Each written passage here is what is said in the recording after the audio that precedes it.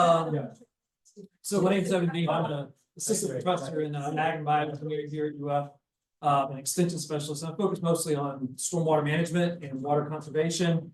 And what I want to talk about today is a little bit, not as much the generative aspects of AI, but the use of AI for achieving some of our other goals and objectives. So if you're not familiar, for those of you who may or may not be familiar with green infrastructure, some of the things that are maybe the principles that I'm trying to look at least here. Conventionally, we typically have this set up in Florida, particularly where we have rooftops flow down to our driveways to the roads into the storm drain inlet, and that usually goes into a storm pond. I can't remember if I have it in here, but we've mapped it, and there's over 76,000 stormwater ponds. And I think I'll show a little bit about this, but those stormwater ponds are not really working very effectively, or at least not as effectively as they're credited. They are one of the contributors to our water quality issue.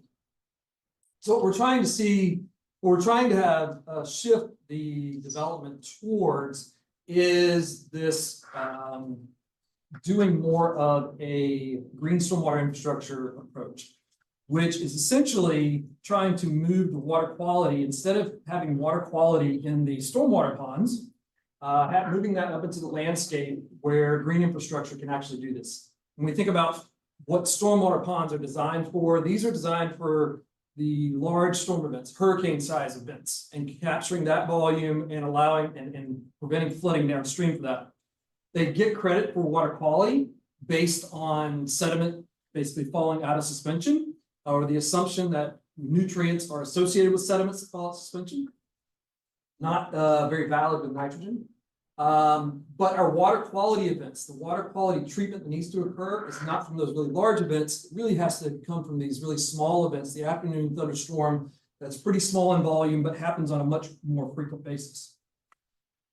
I'm going to talk a little bit about some concepts you may have heard interchangeable. Low impact development and green stormwater infrastructure. I used to use these terms pretty interchangeably, but as I started to understand how each takes on different parts of the development process, it became clear that these are actually two separate approaches.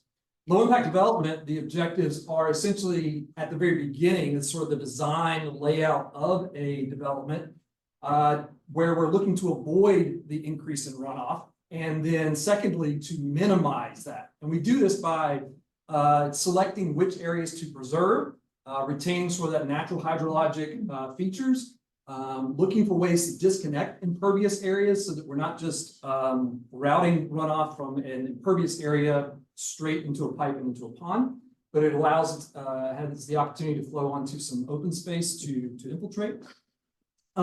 Whereas green stormwater infrastructure are actually the practices, the structures that are designed to capture, treat, filter, basically the functional processes of mitigating the stormwater that could not be avoided. And this is going to take a little bit of a different slant from what you might have thought about this talk would be about, because I'm really going to get into the aspects of regulations. With DEP and water management districts, they are the ones who set up the permitting process, or basically creates the guidelines for how we manage and treat the stormwater that is produced. So those regulations come down from the EPA and come down from DEP, the water management districts, and you get the alphabet soup there, TMDLs, BMAPs, all of those programs are kind of related there. But local governments actually have a lot to say about what's going on in this phase of the development process.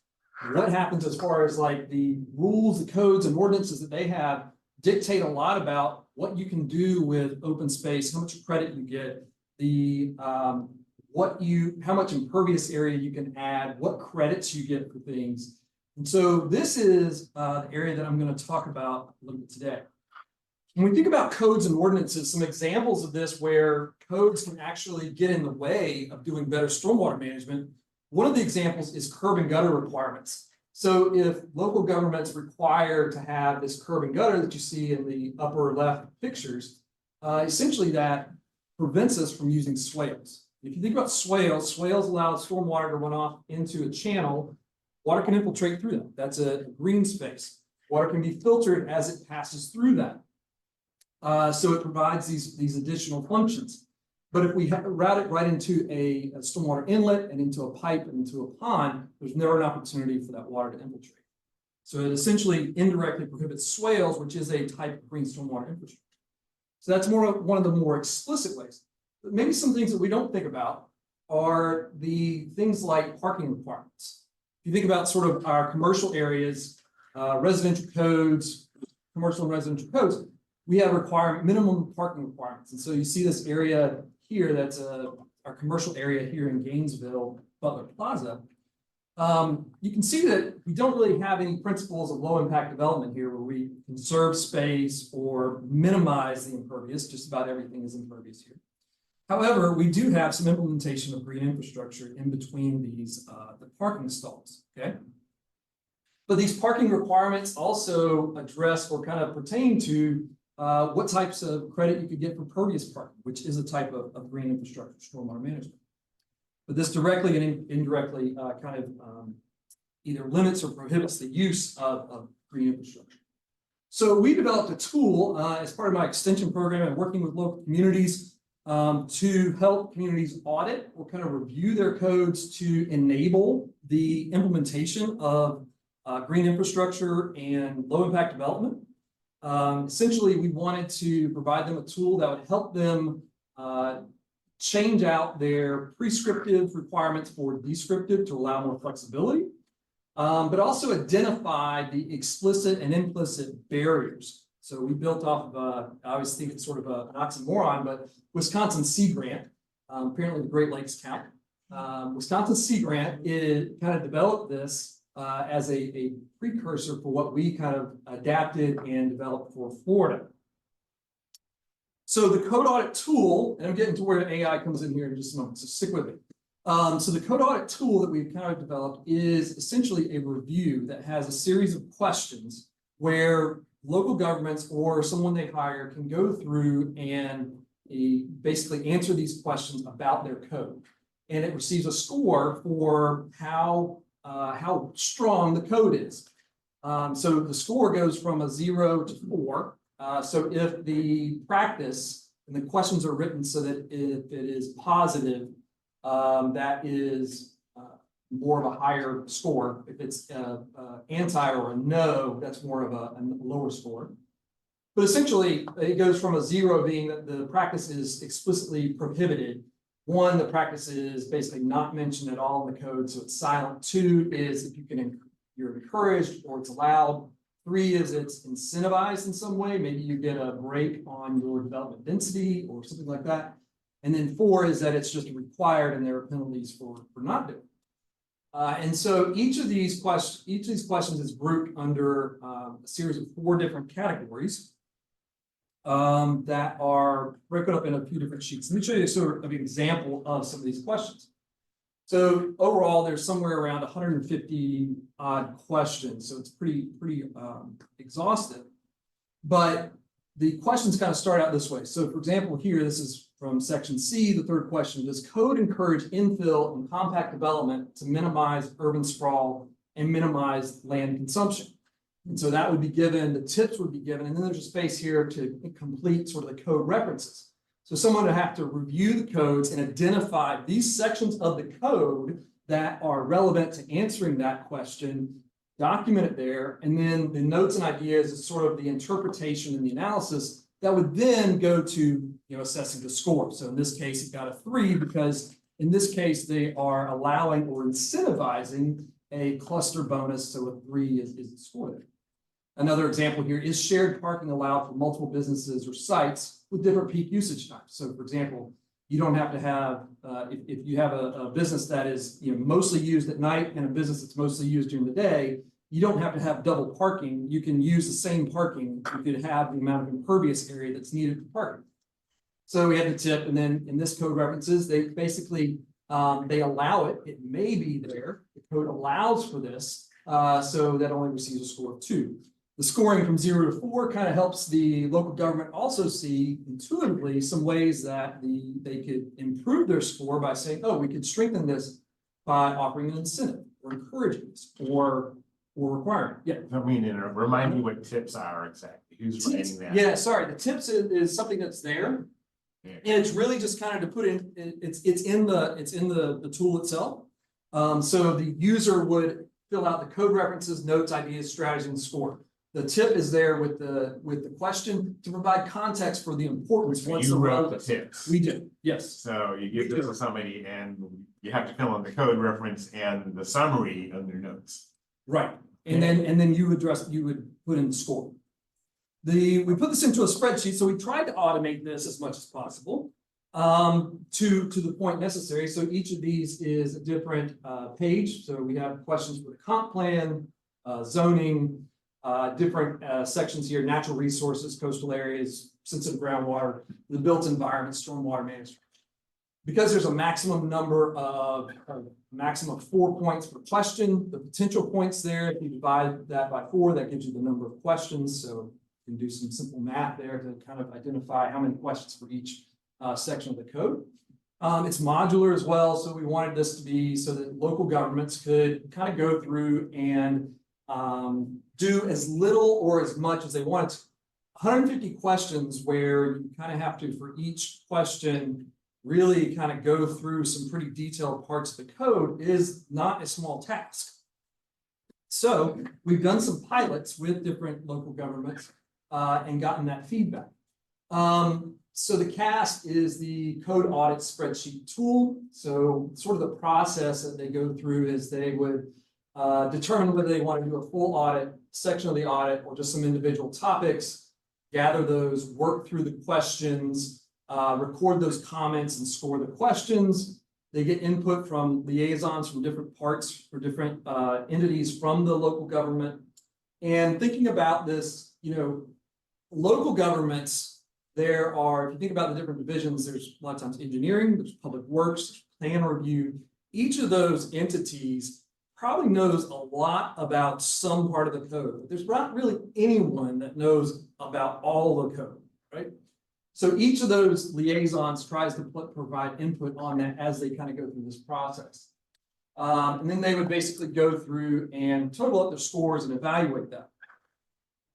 So just I'm going to kind of close out sort of what we've done with this tool to this point, of sort of some things that we're doing with it, and then transition to the AI aspect here in a moment. But the end goal, or what this tool as it is, what that gets the local government to is identifying sort of opportunities, gaps, or problem areas. It doesn't give them solutions to how to improve or change the code, right? We've done some pilots with Alachua County, Cocoa, Brevard County to do the assessment and provide some recommendations. We are developing a phase 2 right now where we're looking at how to identify where communities in Florida have already developed code language to address some of the gaps that are identified. So, for example, how does this community address the issue of what you can do in green space within a parking lot? How can you use that? Can you use that for stormwater management? And now we're starting to explore. So the code language is intriguing. Obviously, every municipality is going to use a different language. Correct. And that's what you're talking about here. Yes. And we can forget about standardizing it, right? Well, or is that what you're trying to do? I think it's not completely, unstandardized. There are some communities that can basically take code from other places, and any code that has already been approved and adopted and has not and has withstood any challenges is sort of like it's kind of past this standard that it won't be struck down, so to speak. Right, so it's not going to be challenged. It won't be removed. But Ryan, you were mentioning, you can't expect the same wording, the same terms to be used. People are going to use synonyms. They're going to say things a different way, which is why manually analyzing this is so different. Yes. Yeah. But thanks to the miracle language models, they're much more forgiving in terms of. You got it. I just want to know what you meant by code language. It's right, not computer code. No. I meant municipal code language. We can't we don't have to all use the same exact terms when we're writing these codes. Right. Because that's impossible. Now they may have borrowed a code from the nearby city and it's going to have the same language. We just have to deal with people are going to say things different ways. Well, and so I'll give an example of I was comparing sort of Gainesville's code to Alachua County's code. Gainesville's code is actually pretty well organized and streamlined, but Alachua County's is like all over the place as far as like where certain topics are. And, you know, these are essentially, if you think about a house that was built in 1900, and then every 10 years they added on a room. It's like, that's how these codes are. They've just kind of done the best they can to try to address the issue and make it how it works. But, you know, the flooring is not going to be the same throughout the house. It's kind of a little clunky that way. You need ChatGPT to rewrite all the code. Well, I think there's some benefits to that actually. So, and I'll get to that in a minute here. So with Gainesville, you know, we look at sort of just the land development code. This is just a portion of it. It's a big portion, but this is chapter 30 of the community codes. This is just what kind of covers land development. If we look at sort of the amounts of text that we're dealing with, just the overall land development code is 420 pages long. Okay, it's about almost 10 megabytes, just the land development code, right? And if we just look at the protection of resources, which is only 94 pages of language, that's still pretty robust, a lot to kind of go through, and a lot to be like, okay, where do I even start? I could do sort of a searching for keywords, and that's how we've kind of done a lot of this is, you know, what are the keywords that this community likely uses? But, you know, one example I'll give is that low impact development and green stormwater infrastructure are terms that really didn't come along until probably the past 15, 20 years, maybe 30 years. But some of the code language wouldn't have incorporated that, right? So BMP's best management practices, if you're familiar with that, that's a term that would have predated those. But, you know, so it gets a little tricky as far as like, okay, what terms are we looking for? That's where large language models come in here. And so I appreciate Howard kind of pointing us to Claude, which has been pretty, which is what we have been basically experimenting with and trying to evaluate how well using an AI large language model could be at evaluating and basically helping to answer this. So for example, here's sort of what I did kind of looking through some of these codes. So, you know, started out, hi Claude, I'm looking to do this. I gave it the code for Gainesville. Gave me a pretty polite response, so that's a good start. Does the code, so I'm just asking it straight up. This is one of the questions. Does the code establish requirements to protect mature, native, or ecologically important trees? And this is actually some of the questions I think we kind of piloted with it. And so it gives me actually 4 different citations about this. All right, so this first one, and what's nice about it, which is promising, is that it does give, in most cases, a section to go back to look at where you can kind of validate, okay, does it actually say that? So it's, you know, the section 30-87, 8.7, which I've brought up over here, or at least a part of it, the main table. You can see where it's talking about these high quality heritage trees. I didn't bring up anything about high quality or heritage trees, but it picked up on that as far as like mature, native, or ecologically important. And I'll point out that this is actually sort of 3 different questions. Does it protect mature trees? Does it protect native trees? Does it protect ecologically important trees?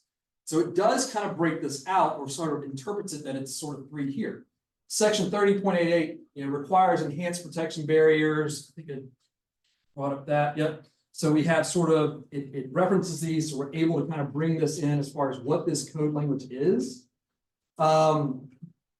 Goes back to this one, tree preservation during development and construction. So it requires this enhancement for these high quality heritage trees, and it does kind of refer to that in the code.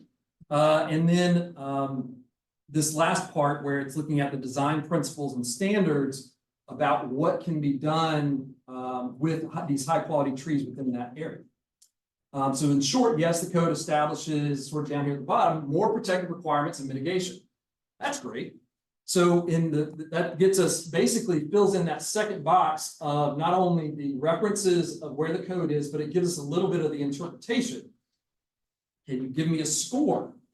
So essentially I asked it, I mean, these are the scores. I said, using a scale of 1 to 4, one meaning the code doesn't say anything about the topic. I could have said 0 as the bottom, and 4 meaning the code includes requirements. How would you score this? And so it actually breaks it up into 3 different parts here.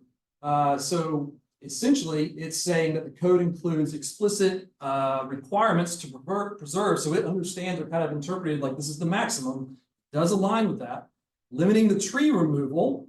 Okay, so it requires mitigation. So I probably would have scored this a 4 because it's a requirement. I didn't really explain to it that incentive is a 3, but it said it's a little bit less restricted. And then the protecting the mature and native trees.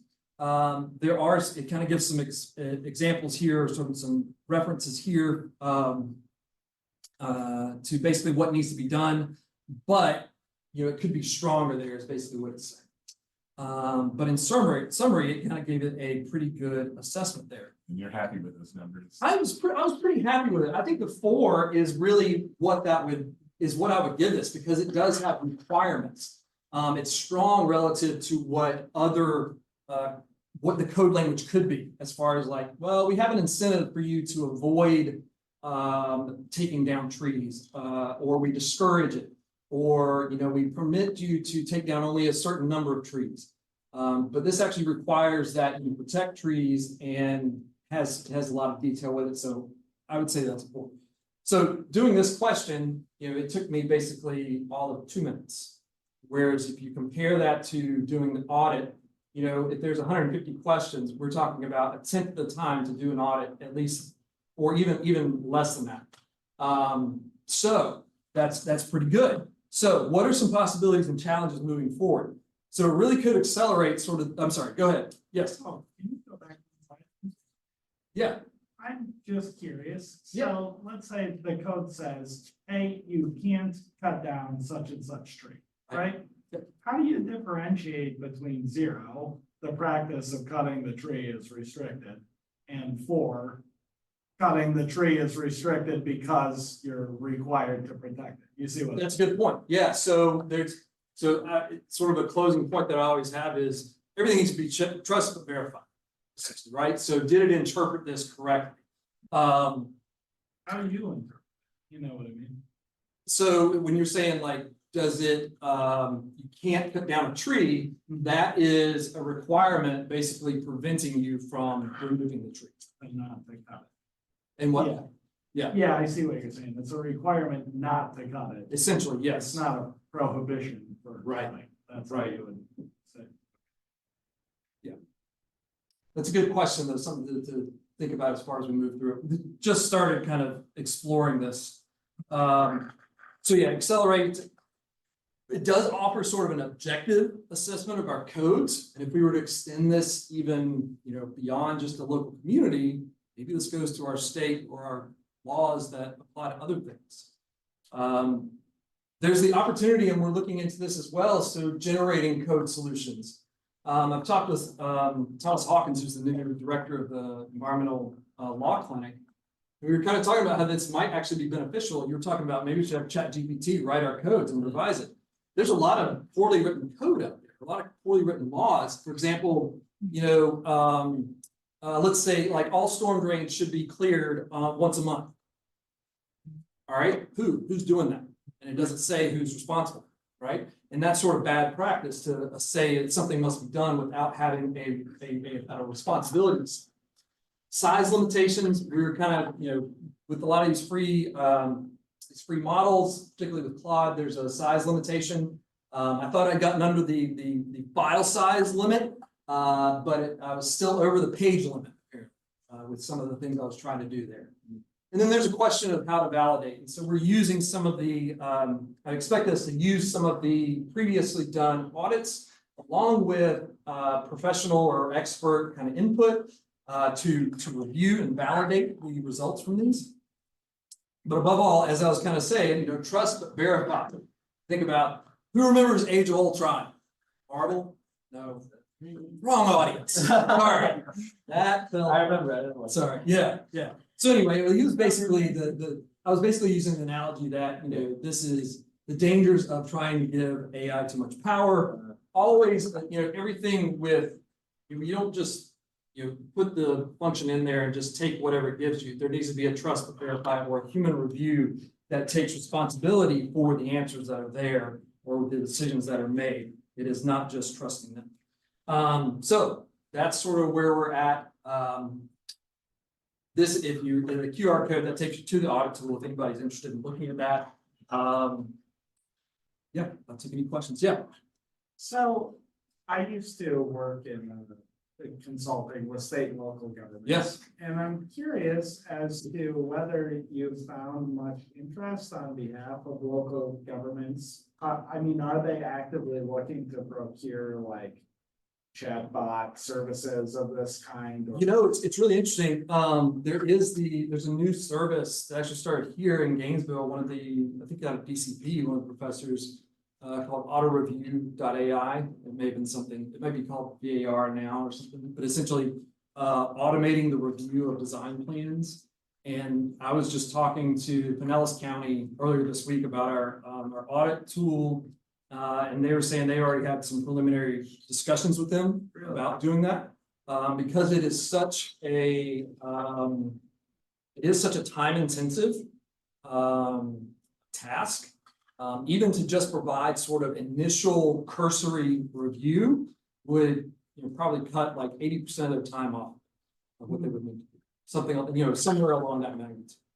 That's amazing. So yeah, they're looking for options to streamline their workflows, and this is one of those options to do that. I think that from the audit perspective, they're looking for ways to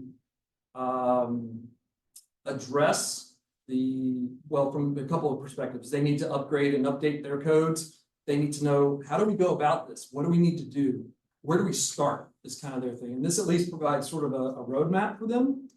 And so like, for example, Volusia County is using the tool, Pinellas wants to use the tool, Brevard has been using the tool. So yeah, and we haven't really been pushing it too much. Any other questions? I'm just gonna say, it sounds like AI really is taking over. Yeah, I didn't think, the idea of AI informing or helping to craft our codes and laws. Yeah. When it first kind of occurred to me, it was sort of, Right.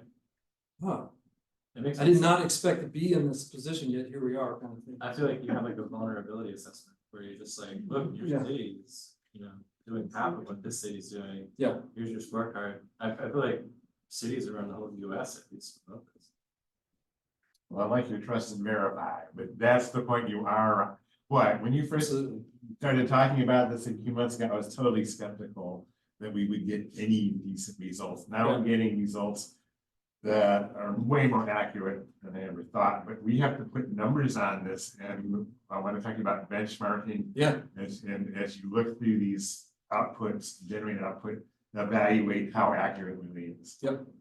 Yeah, well, I think if we can figure out a way to kind of automate, like we talked with Municode, and I haven't followed up with them since that, but trying to see, can we just tap into their web, database and just start to run these questions through a web platform. We've got the Florida data. Yeah. I had one quick question too. Could you possibly focus on one city? Or do you have to be looking across? No, I think you could look at one city. That's gonna be doable now, but Yeah. we need to get to the level of how are the invasive species lists different from city to city? And Right. that's gonna be more challenging because we can only look at a small section of text at once. Yeah. Yeah. Later.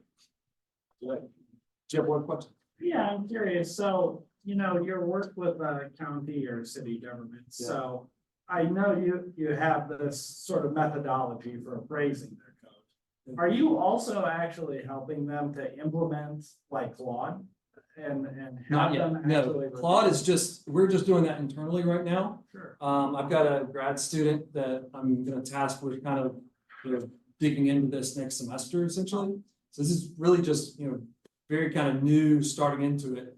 If we see that it is giving us great results and that we can trust and we can come up with a methodology to implement and validate it. So to provide that sort of trust but verify confidence, then we would kind of provide that and say, if you want to do this using this tool, these are some of the results we've gotten.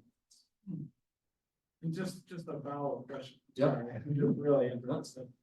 Are you aware of like, is there any legislative framework that would restrict you from doing that, or you know what I mean? Yeah, so there's a sort of a pre-step that we have before doing the audit that I skipped over just for time. And it's kind of it's what's called the community scoping exercise, which is essentially to take a snapshot of one of the aspects is who are the community organizations or groups that would be in support of this, who would be resistant to this, and most importantly, what is the receptivity of the Board of Commissioners who are going to be voting for this at this time? You might want to do this audit beforehand and be opportunistic with when you have a favorable board to present and promote these kind of changes. Really interesting. Thanks, sorry.